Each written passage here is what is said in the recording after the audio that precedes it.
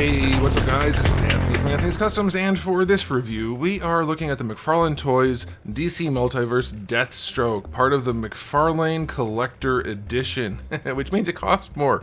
Although this guy actually does come with a couple extra accessories, so maybe this one's actually worth it finally. This guy costs $37 at Big Bad Toy Store. I don't know what they cost anywhere else, because I don't know where else to get these kinds of figures. I never find anything like this at the store. I don't even know if they go to the store, like retail locations, brick and mortar. So I don't know. But for $37, this thing better be pretty dang nice. And I gotta tell you, and you probably can already tell yourself, it's not. It's not. It's alright. There's some good stuff about it though. So let's go ahead and get it off the stand and take a closer look. Alright, before we look at the figure, I do want to show you my package. Standard packaging, except we get the collector edition part on the side, which, yeah, it looks nice. It would just be nice if the figure inside looked good too. You know, that's the thing with McFarlane Toys. Their collector edition figures look just like all the other ones, and they'd never match the artwork ever. Ever, ever, ever. They didn't even try. But, well, that's what you get with McFarlane Toys. Minimal effort. Almost zero effort. That should be their slogan. We don't try and we don't care. Alright, this guy stands roughly 18.5 centimeters. That's going to make him just about, say, 7.25 inches. Here he is up against good old Darwin. Clearly a different scale. Question of the day: which look for Deathstroke is your favorite? For me, if I'm not going to count video game looks, I have to go with the original. I don't like the newer looks where he's in like the spandex and scale mail. It's not a good look for me. The pirate costume I think is the way to go just because it's classic. Alright, now, this guy, definitely not worth the price point. Just right off the bat, it's not worth the price point, so if that's all you care about, then you're done with the review. You don't have to watch anymore. But if you want to see some interesting stuff, we have more to talk about. Surprisingly, this is one of their best sculpts. It has really nice proportioning. It's not absolutely perfect, but it has a very nice comic-y feel. Nice broad shoulders, a narrow waist, decent proportioned legs, at least enough. The shoulders are there, the head is small. Like, it looks pretty darn nice. And if you wanted to repaint this guy, I think you could make it look like a pretty cool figure.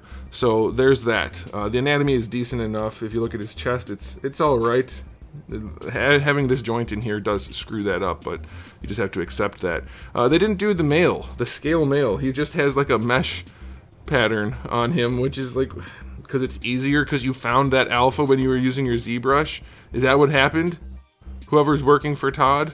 So that's unfortunate. It's not scale mail, it's not what it's supposed to be, but it still looks kind of nice to have the texture in there at least, so that's okay. We do have seams for the different costume parts. I mean, they had to because they were doing the texturing. So yeah, it's okay. The head sculpt is alright. The non-eye is a little bit weird, but the rest is alright. This not being painted sucks. The artwork shows it that way, but it's like, I mean, I don't think he has solid blue belt of ammo. So, you know, limitations of printing doesn't mean you should just do it that way on the figure. So there's some goofiness going on. The black shading on the crotch and boots looks pretty darn weird, if you ask me. It would be fine if the rest of the figure was shaded up, but they used the most neon orange and the most neon blue for this figure, and I don't get it. That makes the figure look so cheap and goofy. Putting the black shading on the neon orange is just not a good look, and I think there's some darker blue shading on some of the blue bits, but the only part that's for sure is right here. I can't see it anywhere else. Maybe on the forearm right there? I don't know. So there's some weird stuff for sure. The black on the boots here, and then inside there's black on that part of the ankle, but then not from the joint down. Neon orange, almost transparent plastic. It's just goofy looking in so many ways. That's very, very unfortunate. And then this is part of the aesthetic, but we have to talk about it in the articulation. The way they cut these knees is absolutely impressive. That somebody thought to do this. Even 10 years ago, like 20 years ago, this is just insane. They've been doing action figure knees for a long time now. This person's new. This person just came out. They have not been around for a long time. This is like a toddler, a 1-year-old sculpting this knee apparently. But yeah, I mean, like, there's some good about it, but it's mostly bad. Repaint it and it'll look probably pretty nice, but it needs that repaint severely. So 6 out of 10, I guess, because the sculpt is good enough, but the paints are just rough. The color choice is really, really rough. Now, as far as accessories go, you do get a total of 4 hands, 2 trigger finger hands, one secondary hand and one fist hand. I guess that's fine. I'd like to see another fist, but that's acceptable. You get a slew of guns, which are pretty weird. The pistol is okay. It has a little bit of paint for the sight or for the scope on it. You get the AR, which is gigantic and has a mini mag, like a short stumpy mag in it. That's weird. And then you get these two crazy guns, which, like, none of this came with this figure. I mean, like, I don't think they were made for this figure. They're all huge. That AR is gigantic in his hands. It's funny. And then you get the card in the stand. So it's not a good spread of accessories, honestly. The guns need paint. They look goofy. Yeah, there's just not much going on here. That's very nice. He doesn't have his stick or a sword or anything like that. So, you know, it's just another phoned-in cash grab. So, I guess 6 out of 10 for accessories. And now it's time for the articulation. Maybe he poses well enough that you want to buy it and repaint it, and then you'll be happy enough with this. Let's see. The head does look up nicely. That's good. Doesn't look down that far, but it doesn't really need to. Side to side leaning is good. Yeah, that's decent for a double ball peg. It's not the best double ball peg we've ever seen, but it will do. And his collar does get in the way a little bit. He does have extra room up here. This is very similar to, what is it, the Hush Batman? Which Batman did they have that used this chest? Well, they reused it a million times. It's not this exact chest, but it's a very similar sculpt for the pecs. You probably know what I'm talking about. Shoulder works pretty well. Brings the arm up to not even horizontal, though. What's going on, man?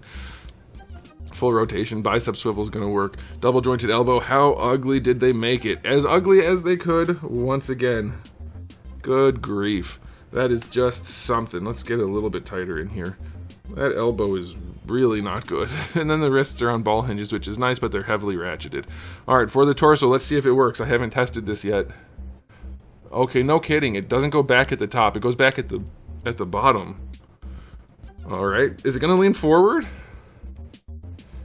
No, no, it leans forward a little bit at the bottom, but the top is basically just, I mean, I guess it leans forward some, or back some, depending on where you want to have it, so it has just the tiniest bit of range. Like, there's no reason to be this lazy and dumb about action figures. It's not hard to do joints that work. It's just so, yeah, his torso's garbage. I can't even get the bottom to rotate. It's garbage. There's no reason for this simple of a torso to be that limited. That's nuts. This is just connected to his belt, so that should get out of the way. Going forward, you can't bring his leg any farther forward than that because Todd doesn't understand that these are action figures and you're putting articulation on them. So having the trunks down that low means you can't pose them. Goes back a little bit, goes out to the side pretty nicely. Almost the splits, not full on, but pretty good.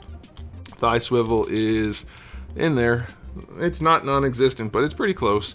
And then double jointed knee, which gives you good range. Goodness gracious, the proportioning is not great, but that knee is just, oh boy, how do you do that? How do you do that? I mean, okay, so you're either working for this company as a contractor or as an employee. Either way, you should know what you're doing. You have to try so hard to make this the way to do the knee. Like, that is just absolutely 100% insanity in terms of how you sculpt a joint. That is crazy. I can't get over that. Wow, that's impressive. Alright, this doesn't move at all, but down here you have your full-on ball hinge ankle, which is going to give you good range, but it's heavily ratcheted as usual, so be aware it's going to be finicky and annoying. And then the toe hinge is actually pretty well done. It's not great, but it's fine. It's not super stiff, but it'll work. That's what she said. Or maybe he did. It's well placed and well enough sculpted, so that's okay. So his articulation is pretty crap. It's not good. It will do. He can stand there and hold a gun well enough, so I guess if you're going to repaint him and have him just standing there holding a gun, it'll be fine. But I'm going to give the articulation a 5 out of 10. It's losing a point just because of that knee. That is just nuts. That I can't get over that knee. That's worse than those Master Chief figures that had those like triple jointed knees. They weren't triple jointed, they were just extra long. Okay, time for the cake rating. It's there. It's alright. He gets like a 4. I think for a super villain he should have more cake. He's more muscular than that, so that's unfortunate. Alright, time for the final rating on this guy. Like I said, nowhere near worth the price point. Technically, officially, it's not a very good figure. It doesn't even very accurately represent what it's supposed to. So I would say just pass on it unless you're trying to fill spots, or unless you want to repaint this thing and ignore all the problems, then knock yourself out. It's not the worst thing in the world, but it is definitely not a good enough release, especially for $37. when we have things like Storm Arena and Jada making figures for way cheaper that are way nicer. This is like offensively bad in some ways. In some ways it's fine. Well, you watched the video, you know what I'm talking about.